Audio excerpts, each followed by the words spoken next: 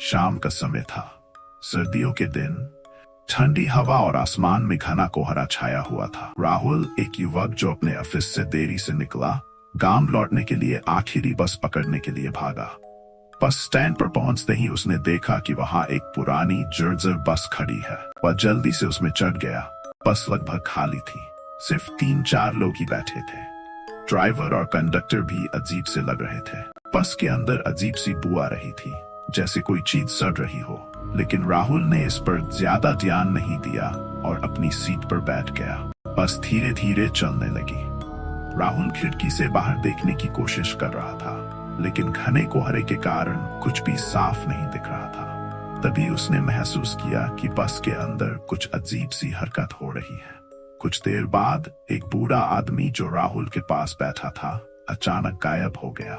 राहुल ने इधर उधर देखा, लेकिन वह आदमी कहीं नहीं था। वह घबरा गया और कंडक्टर से पूछा, भाई साहब, वो बूढ़े अंकल कहाँ गए? कंडक्टर ने उसे एक भयानक नजरों से देखा और बोला, यहाँ कोई बूढ़ा आदमी नहीं था, तुमने गलत देखा होगा। राहुल की दिल की धड़कन तेज हो गई। उसने बाकी यात्रियों की तरफ देखा, लेकिन उनके चेहरे धुंधले और अजीब लग रहे थे, जैसे वे इंसान न होकर परछाइयां हो। तभी बस में सवार एक महिला ने उसकी ओर देखा। उसकी आंखें लाल थी और उसका चेहरा आधा सड़ा हुआ था। राहुल चिल्लाने ही वाला था कि महिला ने फुसफुसाकर कहा, भाग जाओ, ये मौत की बस है। राहुल ने डरते हुए खिड़की से बाहर देखा। बस किसी सुनसान इलाके में जा रही थी। चारों तरफ घना जंगल था और सड़क पर कोई लाइट नहीं थी। तभी ड्राइवर ने गाड़ी रोक दी। उसने दरवाजा खोला और बाहर से कोई परछाई अंदर आई। परछाई जैसे ही अंदर आई, बस का माहौल और डरावना हो गया। यात्रियों के चेहरे और विकृत होने लगे। राहुल ने देखा कि कंडक्टर के हाथों की हड्डियां बाहर निकल रही थी। अब उसे यकीन हो गया था कि वह किसी खतरनाक जाल में फंस चुका है। डर के मारे राहुल ने चलती बस से छलांग लगा दी। वह जमीन पर गिरा और अचेत हो गया।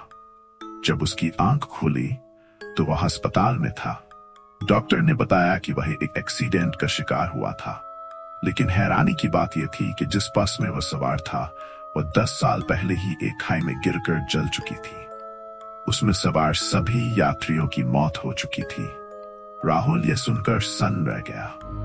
आज भी जब राहुल उस घटना के बारे में सोचता है तो उसे लगता है कि वह मौत के चंगुल से बस बाल बाल बचा था, और वह शायद अब भी उन सवारियों के साथ सर्द रातों में अपनी सड़कों पर चल रही है।